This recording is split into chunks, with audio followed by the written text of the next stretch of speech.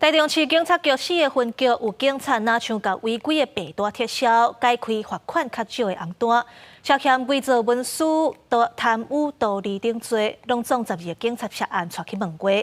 检方甲其中一个孙子申请羁押，一个请回，其他10个警察拢交保。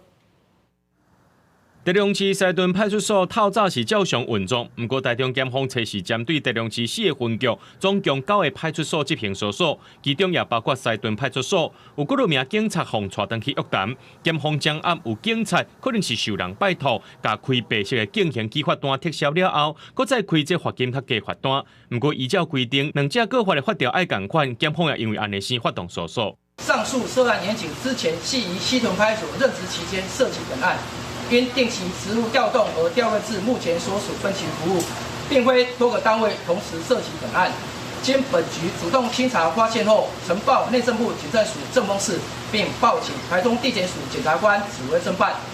检方总共约谈12个警察、9名证件到案说明，认定1名姓李的孙子涉嫌犯公文书定在不实、贪污治罪条例等罪嫌，向法院下案禁见。其他10名警察是以3万到20万不等交保，1名警察是请回。警方表示，这件案件是姓李孙子等人在2020年到2023年之间。 可能涉嫌违法开单，也若涉案警察本地拢服务伫咧西屯派出所，落尾因为职务调动去到各分局，这件案件涉案期间，涉案人员拢伫咧同一间派出所服务，不排除背后有人主导。那就是按闯红灯来处罚嘛，总不能因为这样子说开个未戴安全帽吧？